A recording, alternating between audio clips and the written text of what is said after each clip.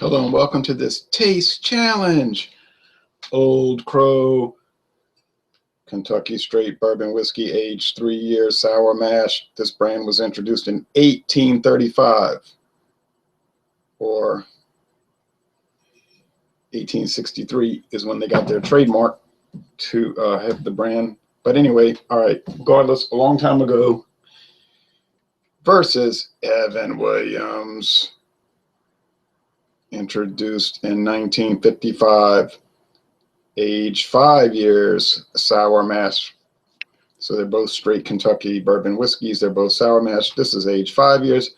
That's aged 3 years. This is from Heaven Hill. That is from Beam Suntory. I did the Evan Williams green label yesterday afternoon versus the Old Crow, and there was no contest as far as being able to tell them apart. They were very distinct. Evan Williams green label was woodier, had a bolder flavor, more character, etc. Not to say that the Old Crow was bad, but the Evan Williams, and I didn't really talk about that or mention it, the Evan Williams did win out. It was a better bourbon, and they're the same exact price. Now this one here is about $12.99 per bottle. This one's $10.99, so $2 difference. Bill McIntosh says, morning, Ronald. Good morning, Bill. Thanks for watching this taste challenge. All right, we'll pour the oldest brand first. OC, Old Crow. All right, got a lot left, huh? Could do a lot of taste challenges with this stuff.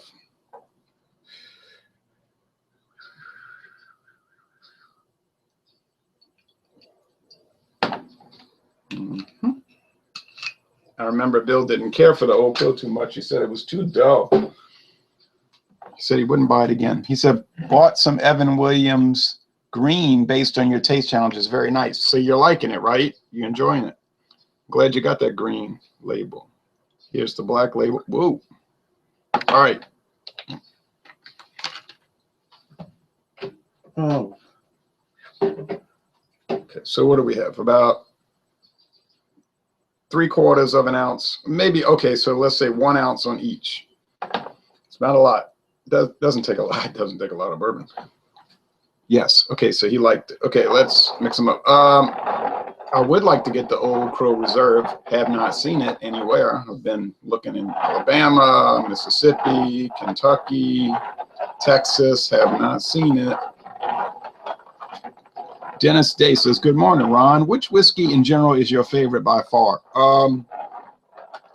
Honestly, I don't have a favorite. I don't have enough experience drinking whiskey. The first whiskey review I did was Sazerac Rye. That was about 4 years ago. I really did like it. But to tell you the truth, oh yeah, by the way, I'm wearing an LSU shirt. To tell you the truth, I can't think of one that I would say is my favorite because I'm not a regular whiskey drinker. I just don't. People ask me that about beer, and I'll say I don't really know. And it's the truth. I'm not trying to dodge the question. I just don't know which beer is my favorite. I like so many, and I like most of the whiskeys I've tried, from the blended, the inexpensive blended ones like Beam's 8-star, which is what, $7.99 a bottle,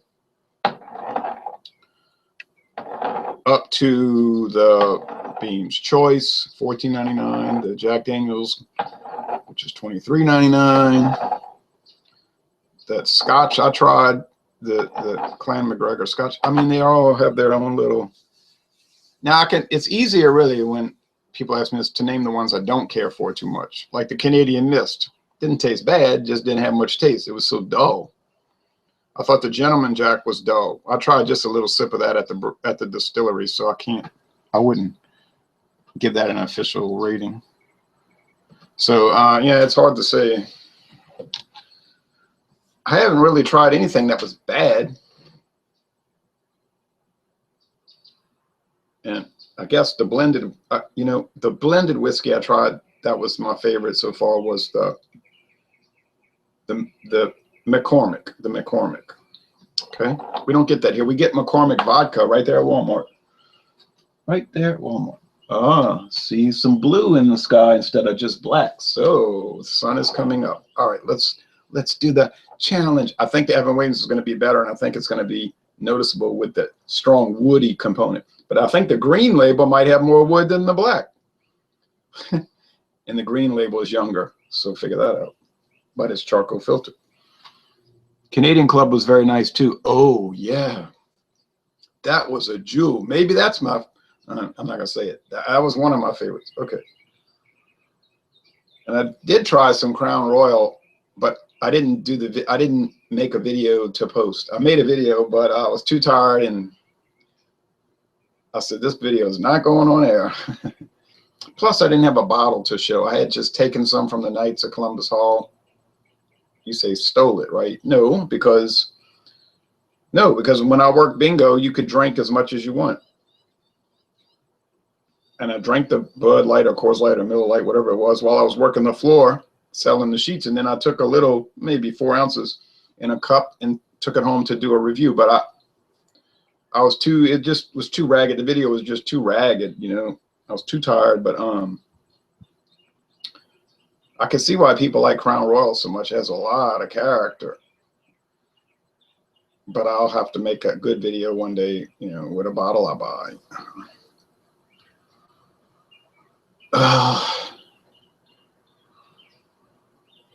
And I know some people that only buy Crown Royal and only their varieties, and they have a huge collection of Crown Royal varieties. There must be dozens of varieties. You can make a collection just with Crown Royal. And you could do that with beer, you know, with beer bottle and cans. You could just say, I'm going to only pick Coors and Coors Light. Like, say, Coors branded products. You could have a whole house full of Coors products because they change the labels so much. Wood, vanilla, mint, oak. I've said this before, and I'll say it again. It tastes like candy to me and smells like candy, which is good because that way I wouldn't become an alcoholic, because I like to eat candy, but I wouldn't want to eat it all day. No. I mostly drink water all day. I like to drink a lot of water. Tap water, not bottled water. Bottled water to me tastes like swimming pool water. I took a sip of bottled water yesterday and I said, oh, swimming pool water. Now, if I was in Flint, Michigan, I wouldn't be drinking tap water. All right. Dennis says, have you ever considered doing some hybrid group videos? Maybe some drinking and talking sports. Seems right up your alley. I don't know about that. Because once you record them, right, then they're posted. Then it's old news after a week, right? So we're talking about sports, and it's old news. But I could do it and then just delete them right after a week. But I mean, who would want to watch it? I mean, maybe a few people.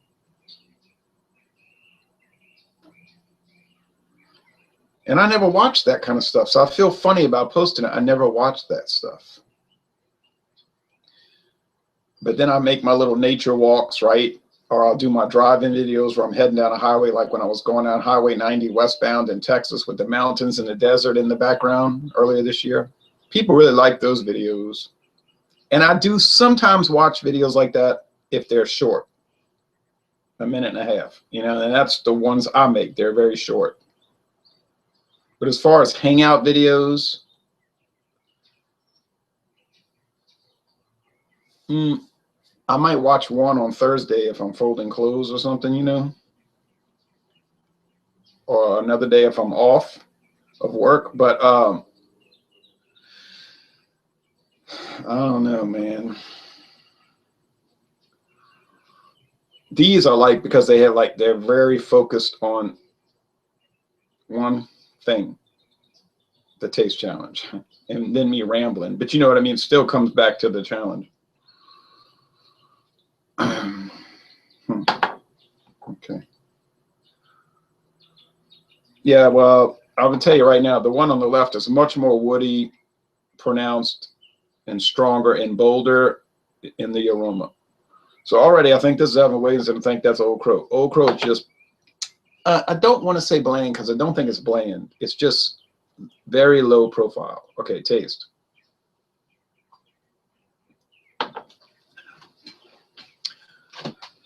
Whew, whew. Charred wood.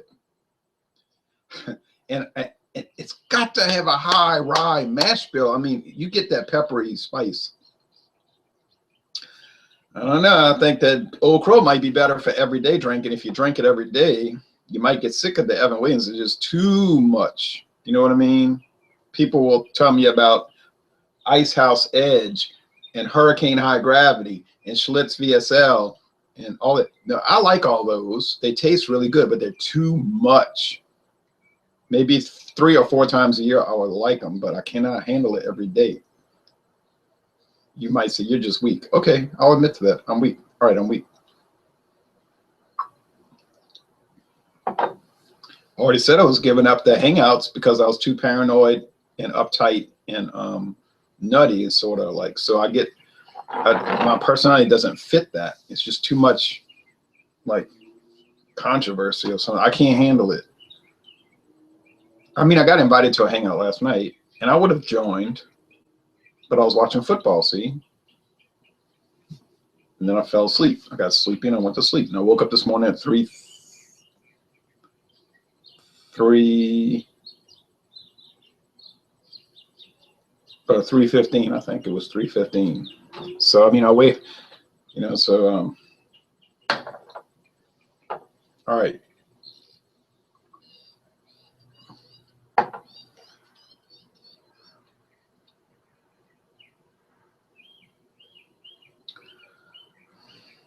This has wood, it has the sweetness, it has the mint, it has the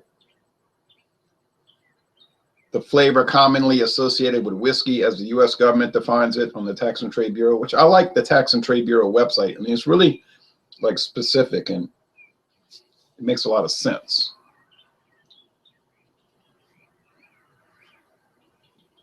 So, okay, I'm going to call it. I think this is Old Crow, and I think that's Evan Williams. I think the Evan Williams has more pronounced, stronger, bold flavor, etc. Now, and I think it's better. I think it's a better product. So it's worth the $2 more, okay? I just think, but I think the green label's better than the black, probably. I couldn't even tell them apart. I did a green versus black label. I got them mixed up. Well, right there, that's a $2 difference, so it's telling me the green is better. Dennis says, Ice House Edge has that boozy aftertaste. Good for a buzz, though, but I'll stick to regular Ice House. Oh, yeah, I'll stick to regular Ice House. 10 out of 10 opportunities every time. Fondue Monkey says, how do you drink this early? Oh, I just pick up the glass and drink it. No, all kidding aside, I'm not really drinking. I'm just tasting. And I already had 3 cups of coffee. And like I said, I've been up for over 3 hours. So it's early for everybody else. But for me, it's like not so early. I'm about to go walk half a mile. Bill says, I agree on both counts. I think he's talking about the liquor counts. When I'm talking about the whiskeys, yeah. Okay, so Evan Williams, if I'm wrong, I'm going to be ashamed. I can't see what I'm looking at. Oh, yeah, EW, Evan Williams. Yeah, I got it. Yeah, there's the sun coming up, little darling. Seems like, isn't it, since it's been here. Here comes the sun. All right. And I say, it's all right. Do, do, do, do, do. Dennis Day says, I'm a midnight worker. Have you heard about the midnight worker? 7 a.m. is my 7 p.m. Regular folks won't ever understand. Laugh out loud. Yeah, my father would understand because he worked those night shifts for years at DuPont, but he couldn't handle it as far as like he couldn't take it. He just went through. He put up with it because he was making a lot of money and he knew he could retire at 58 years old. He told me that when I was like 5 years old. I can retire when I'm 58. I remember him telling me that. He was always waiting, 58, 58, 58. He turned 58, he was gone. Gone, retired. He's been retired for 14 years.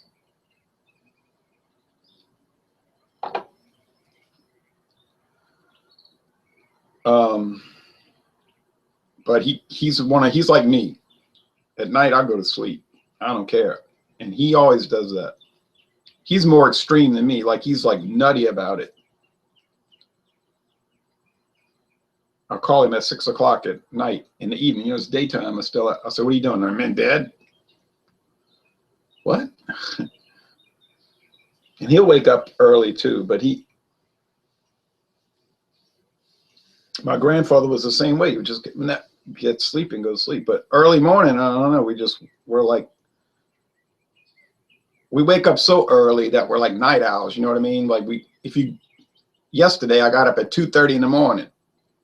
So, I mean, I was up, shaving, you know, looking at the baseball highlights at 3:10 a.m., drinking coffee. I already had read the Bible. I read a chapter a day. So, I mean, you could say we're night owls because we're, like he's saying, Dennis saying, flipped. We wake up so early, it's still nighttime. We wake up and some people are going to sleep. I worked a graveyard shift at a transmission plant here in Indiana. It turns you into a walking zombie sometimes, maybe most of the time. Haha. I couldn't handle it, honestly. I go to sleep early. I was watching those football games last night, and I said, I'm going to make it to halftime, you know. And that Dartmouth-Penn game was pretty close. The other ones were blowouts, but I was watching Dartmouth at Penn, Pennsylvania. It was on NBC Sports Network. And I just said, I'm going to bed, man. And I got invited to the hangout. I'm going to have to go watch and see what they were talking about. I mean, I probably won't watch the whole thing. I just kind of like jump through little pieces of it. But that's another reason I don't do those hangouts at night, because I get really tired. And it's more like sleepy than tired. You know what I mean? And then I'll be drinking. And then you start saying really off the wall things. You know what I mean? Like,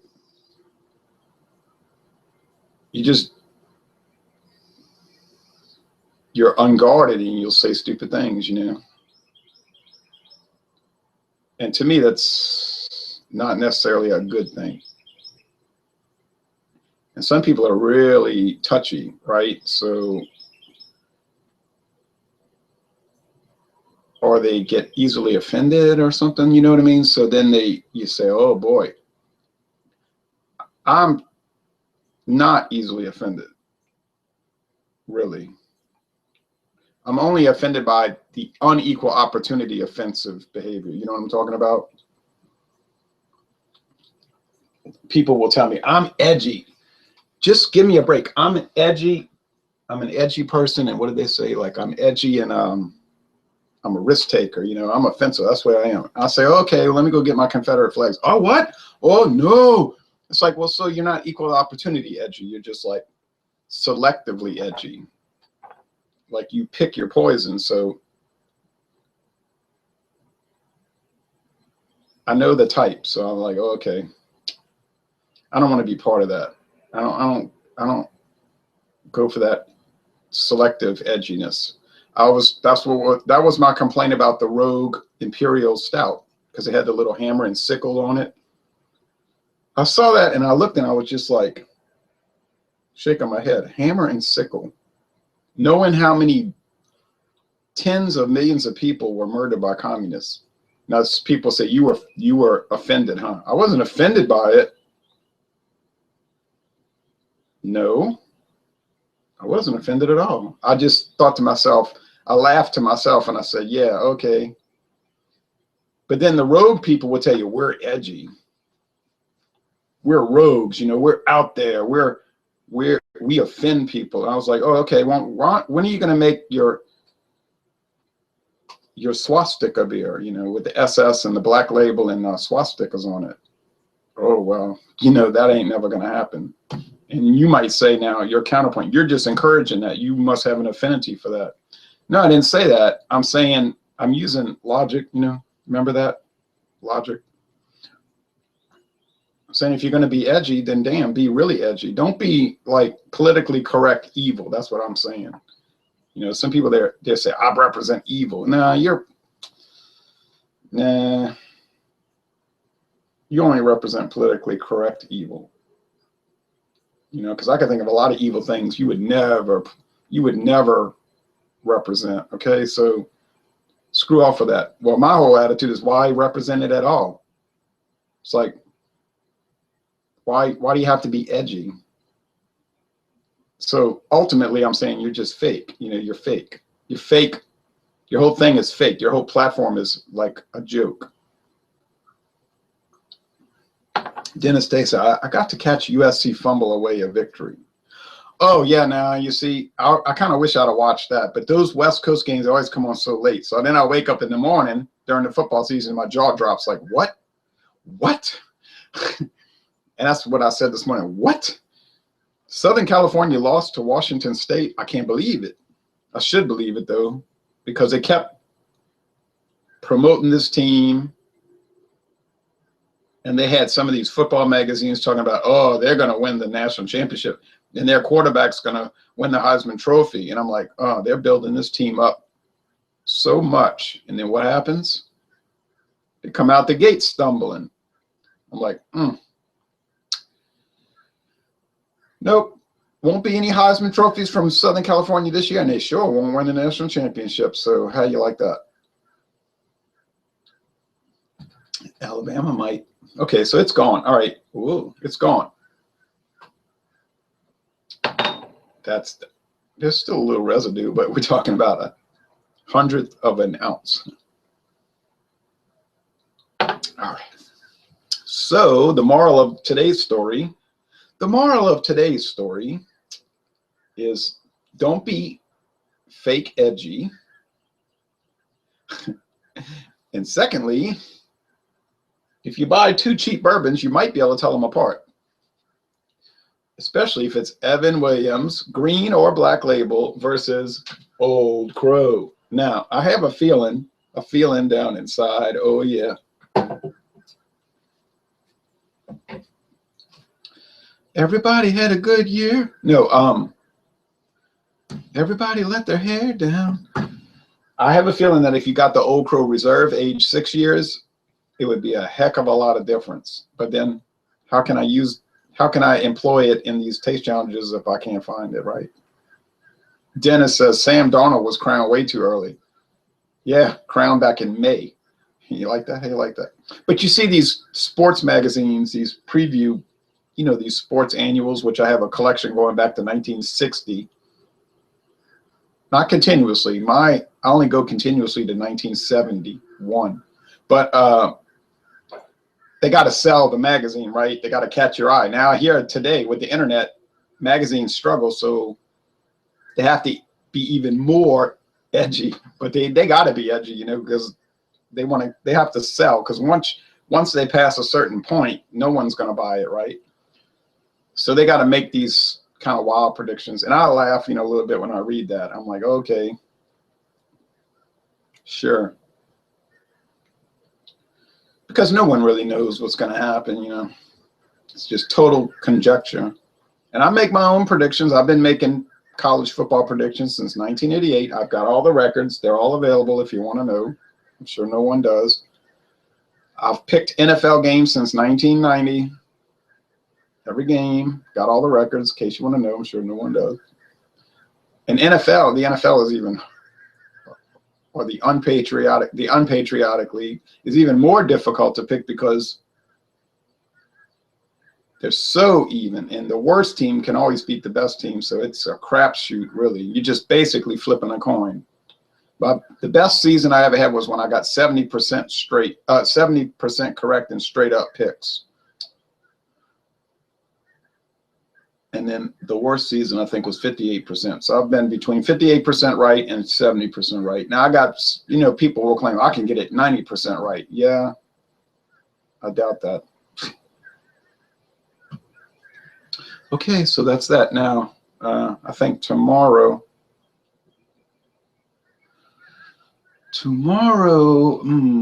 could be somewhat of a challenge, but I'm going to try during the day. Won't be Dawn Busters.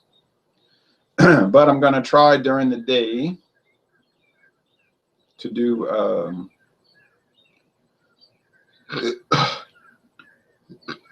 Evan Williams Black versus the Jethro T. Booch. You know, that's the private label bourbon from CVS Pharmacy, but it's aged 4 years now. It's straight whiskey. There's no added. It's not a junk product, which you would expect. There's going to be a junk product, right? Like it's $8.99 a bottle. It's going to be junk. It really is not. So that's fascinating, and it can hold its own, which is, and it's made by, you know, the Sazerac, you know, Buffalo Trace. So Buffalo Trace, they can make good stuff. So they got a contract with CVS. So I'm sure there's some good money coming from them. And then after that, next week, I'll try to do the Evan Williams versus Ancient Age. That'd probably be kind of like this contest, not too close, because Ancient Age, it's only aged 3 years. It's got a good flavor. I like it. It's a good everyday sip, bro. Let me say, there's nothing offensive about it, but it's not too bold. Got a lot of character, you know. It's kind of like Budweiser. It's like super reliable. Always going to be the same, but it's not going to like make you go gaga. I was talking to a store manager yesterday, and he said he finds it incredible that these brands can always be the same. We were talking about Beringer wine, and he was saying, oh, they just sell it like crazy. They just cannot keep it in the store. Beringer just goes out the store. Like, they just sell so much Beringer wine. And Mathern's is famous for, it was Mathern. They're famous for very expensive specialty wine, okay? And that is a area that you want to have. But really, the bread and butter profit is coming from this mass-produced wine, right? And he said, look, it's incredible that it can always be the same. It's coming from Chile. It's imported, but it's always the same. It like never varies, you know? I said, yeah, it's like this beer, like these macro beers. They never vary. It's not like they say, well, the batch changed. No, it just never varies. People have told me Budweiser has changed over the years. I said, well, look, I started drinking it in February 1996, and I've never seen one iota of a difference. I'm not really but I really don't buy it that much because it's a little expensive, you know, but it is always the same. Okay. And there's something to be said for that. And I told him, I said, it's not an art, it's a science. Okay. It is a science. It's like this Old Crow at Evan Williams. These are a science. They're always the same. Fondue Monkey says, I think they discontinued my favorite beer, Amstel Light. They started stocking Amstel Extra Light everywhere to compete with Michelob Ultra, which is garbage and makes my stomach swim. No character. And oh, hey, you know what? Glad you brought that up. I was in Texas, and I started seeing this Amstel beer.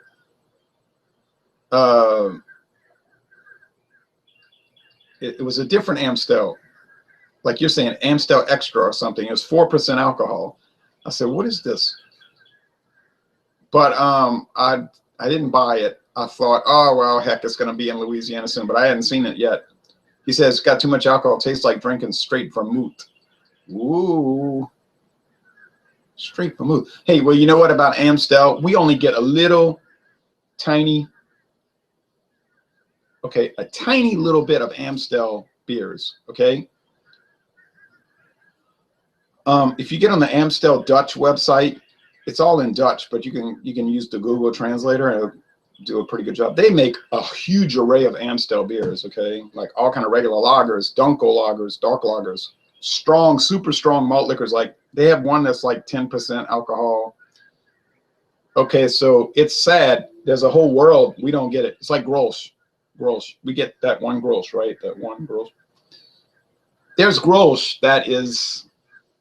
It's this huge portfolio. They even have that Hecht cannon, that Grolsch cannon. It's got a cannon on it. It's 11% alcohol. Can you imagine drinking a can, a big tall boy can of Grolsch cannon?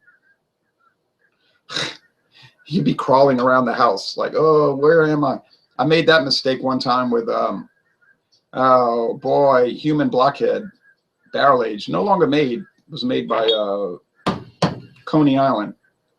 Coney Island's about as dead in the water as you can imagine, right?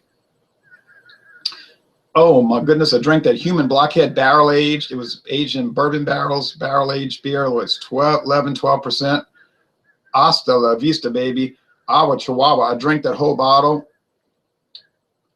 And I was just like really straight with everything. Like, oh, this is going well, you know. Interesting, intricate flavors, blah, blah, blah.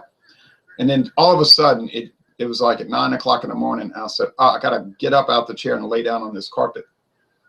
I just got out of the chair and I laid down on the carpet on my back. I said, I'm going to lay down for about 15 minutes. I'm just going to get things collected, right? You know, I collect things, and then I'm going to feel all right. So then I said, whoa, I'm glad I did that.